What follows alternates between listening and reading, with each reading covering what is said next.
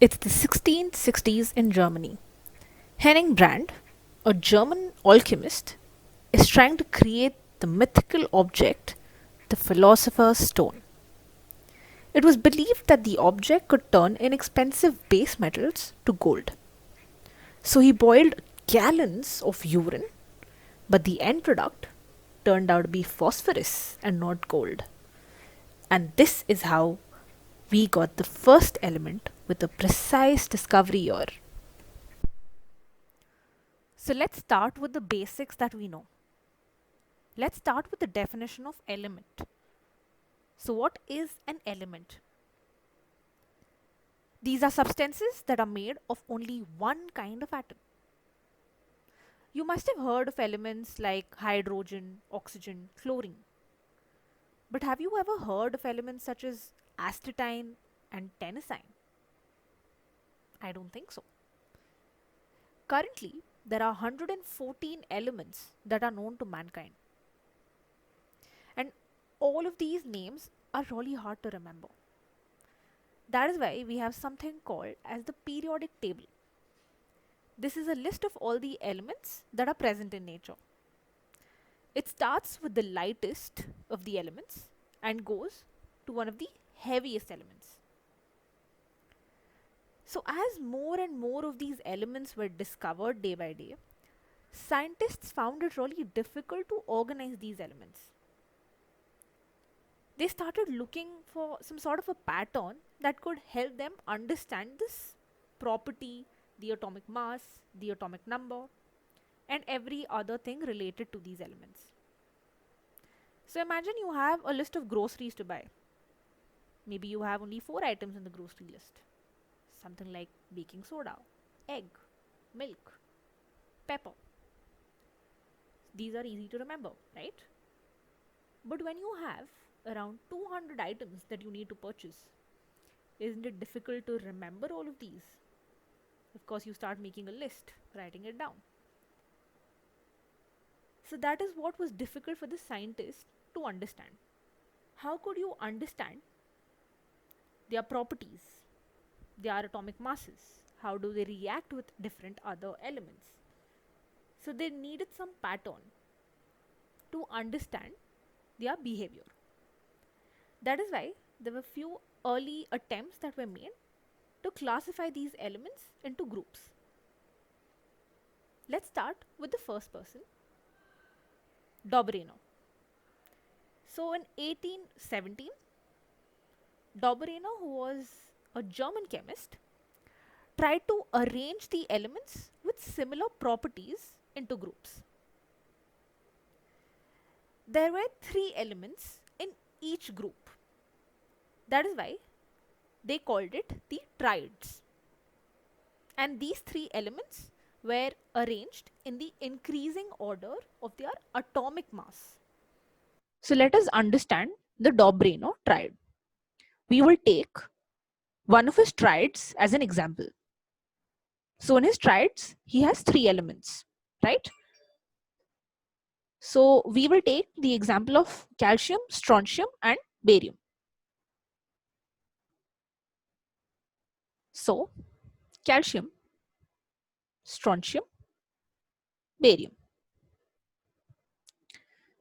These elements were arranged in the increasing order of their atomic mass. Let me write down the atomic masses. Calcium, the atomic mass is 40. Strontium, the atomic mass is 86. Barium, the atomic mass is 137. So can you observe that the atomic masses are increasing as you go down, right? So the atomic masses will increase as you go down from 40 to 86 to 137. Now, there's another way that he arranged these elements. This element in the middle, strontium, which has the atomic mass of 86, was somewhat approximately equal to the average of the other 2 atomic masses, which means that 86 will approximately be equal to 40 plus 137 divided by 2. So when you calculate this, you get around 88.5. So as you can observe, 86 and 88.5, they're approximately same. So this is what the triad was arranged according to. 1, the increasing number of the atomic mass of every element, and 2, that the middle element had an atomic mass which was approximately equal to the average of the other two. But as more number of elements were discovered, this system of classification into triads was not found to be useful. Therefore, his thesis was rejected. So the next scientist that we come across who tried to group all of these elements was John Newland. He was an English scientist and he arranged all of these elements in the increasing order of their atomic masses, just like what Dauberiner did. But he found that every eighth element had similar properties as the first. Let me explain this to you using the musical notes. So I'm sure you must have heard of the Indian musical notes. They are sa, re, ga, ma, pa, da, ni. And then we come back to sa. So as you can see, there are only 7 musical notes. And then after all of these 7, you come back to the first. So this is somewhat similar to the octaves that we are trying to learn here. The Newland's law of octaves had somewhat of a similar kind of property running around his grouping. So what he did was, he again prepared a list of all the elements that existed until his time and arranged them in the increasing order of their atomic mass. So the first element had maybe an atomic mass of 1. The second one had an atomic mass of 2, and then so on. So the first thing that he arranged the elements was according to the increasing atomic mass. And the second thing was according to the property. So he observed that after every 7th element, the property of the 8th element was similar to the first element. So as you can see here, this is the Newland's method of grouping all of these elements. So the way he has arranged it, the first element being hydrogen, second lithium, third beryllium, fourth boron, carbon, nitrogen, and then oxygen. These are all arranged in the increasing order of their atomic mass. All right. And as you can observe, there are only 7 elements in one group. So this one group consists of only 7 elements. It did not go beyond 7. Why is that? Because every 8th element had the similar property as the first element. That is why he placed the eighth element just under the first element. Here, the eighth element is fluorine. So, according to Newland, fluorine had the same property as hydrogen, which is why he placed them one below the other. The same way, chlorine. Chlorine had the same property as hydrogen and fluorine. That is why chlorine is placed under them. Then comes cobalt and nickel. Then comes bromine, and then iridium, platinum, and so on. So these were the elements that were discovered by then, and this is how Newland arranged all of these elements according to their atomic mass and also according to their properties. But you see, even his idea of grouping had a few issues.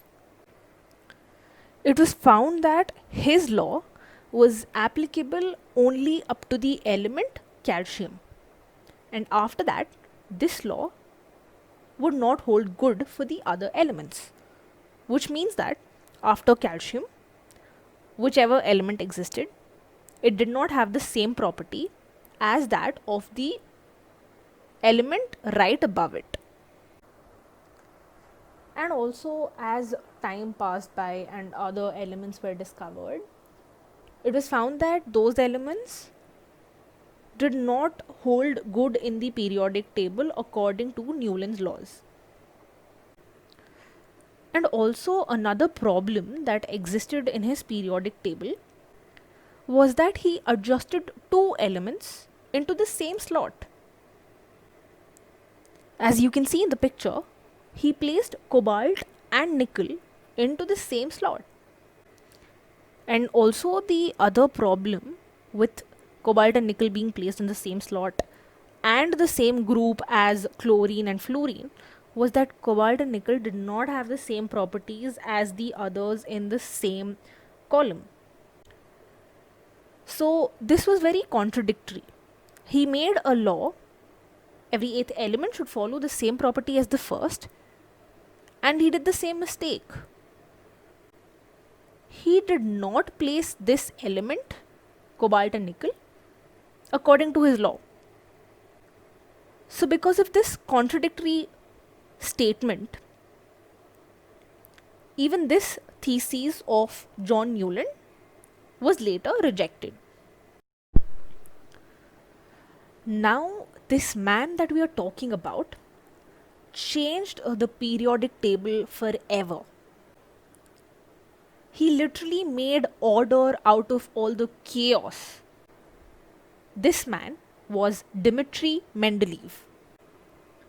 Mendeleev was a Russian chemist. His contribution to the arrangement of all the elements in the periodic table is the most important. So, according to his table, he arranged all the elements according to their fundamental property, their atomic mass, and also the similarity in chemical properties. So, what Mendeleev did was he took a few cards and wrote the name of all the elements along with their atomic masses on these cards and placed them on the wall. Then he tried to find the similar properties of the other elements with the element that he placed on the wall. So this is what Mendeleev's periodic table looked like. First of all, the arrangement of these elements depends upon the atomic mass. First is the arrangement of these elements according to the atomic masses, which means hydrogen here must have had an atomic mass less than lithium. Lithium must have had an atomic mass less than beryllium. That is why they are placed like this in the increasing order of their atomic mass. Secondly, they are also placed according to their properties, similar properties. What I mean to say is hydrogen, lithium, sodium, potassium, copper, rubidium, silver, cesium, and gold, all of these had similar properties, which is why Mendeleev placed them in that column. The same way, beryllium, magnesium, calcium, zinc, strontium, and all of these elements in this column were placed into that position because of their similar properties. The same way, boron's whole group, the same way carbon's whole group, the same way the other groups were arranged in this order because of their similar properties. So the second arrangement was because of their properties. Then the next arrangement was because of their chemical properties. Now, what do I mean by chemical properties? Let's look at that. So I'm trying to explain to you how chemical properties is also one of the way in which Mendeleev arranged all of these elements. So what I'll do is I'll take lithium and I also take rubidium and try to chemically react these two elements with another element, maybe oxygen. So first I'll take lithium. When lithium reacts with oxygen, it gives us this compound Li2O. So this is the compound that is formed chemically, right? Now we will come to rubidium. So what happens when rubidium reacts with oxygen? We get the compound Rb2O. So what is the similarity that you've observed between the lithium oxide and the rubidium oxide? If you see in both the cases, the element lithium and the element rubidium have gained this 2, which means when they have undergone the same chemical properties, which means that hydrogen, sodium, potassium, copper, silver, cesium, and also gold can combine with oxygen to give you the same type of compounds just as rubidium and lithium. The element, whatever the element is, they have a subscript of 2 and then the element oxygen. So this is what Mendeleev did. He found out that all of these elements in the same group, they had the same chemical property, which means that they reacted with different elements in the same manner. That is hydrogen, lithium, sodium, potassium, copper, rubidium, silver, cesium, gold. All of them will react with oxygen to give you the element, a subscript of 2, and then O. So another thing that Mendeleev did was he named the rows and columns. I hope you know the difference between the row and a row and a column. So when there are horizontal grouping, then it is called a row, and when there are vertical groupings, then it is called a column. So Mendeleev named these rows, which are horizontal, as periods,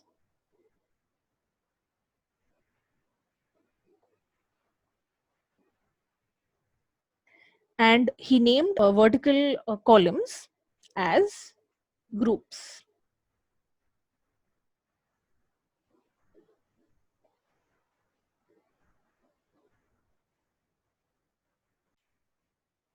So periods were the horizontal grouping and groups were the vertical grouping. Now, Mendeleev did not become famous only because of his arrangement of these elements according to the atomic mass, fundamental properties, and the chemical properties. But the main reason why he's famous is because of these elements here and also these elements here. So, what was so special about these elements here? You observe these elements in white. These were the elements that were not yet discovered during Mendeleev's periods.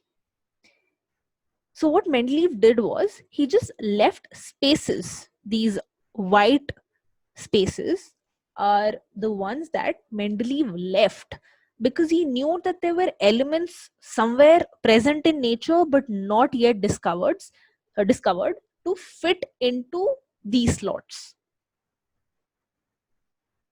So, this is one of the main reasons why Mendeleev is famous. Also, these elements in black that you observe here, these are the elements whose atomic masses were corrected by Mendeleev. So these elements already had some atomic mass, but they were not right. Mendeleev correctly numbered their atomic masses. And these are one of the two main reasons why he is known as the father of the periodic table. So this is how the Mendeleev's periodic table came into existence, and this is the Mendeleev's law. It states that the properties of elements are the periodic function of their atomic masses. What does this exactly mean? It means that all the properties that we discussed just before this slide, they have something in common with the atomic mass. That is why maybe that is the reason why they are behaving so with every other element that they are reacting. We discussed about lithium and rubidium, right? We discussed about these two elements. Why do you think they reacted with oxygen to give us Li2O and Rb2O? There must be something that was related to their atomic mass and their property that made them combine to give this compound. That is why he stated that the properties of these elements are the periodic function of their atomic masses, which means that the property of the elements and the atomic masses are somehow related. So, another reason for Mendeleev to be famous is because of the positioning of cobalt and nickel. If you paid attention to Newland's law of octaves, there he placed both the elements cobalt and nickel into the same slot, right? But here, what Mendeleev did was he figured that the atomic masses of both these elements are different and he placed them in their respective slots. He did not give both of the elements the same slot. That would be wrong. No two elements can have the same slot in the periodic table, right? So Mendeleev corrected their atomic masses and placed them accordingly in their different positions. So these are the achievements of Mendeleev, that he predicted the existence of some of the elements that were not yet discovered, and also the elements with similar property were grouped together irrespective of their atomic masses, which means that in case of grouping the elements according to their properties, atomic mass did not really matter. And Now coming to the limitations, you see, Mendeleev of course was a genius. He predicted the elements which were not yet discovered during his time, but also with great minds creating these sorts of ideas, there are a few limitations that come across.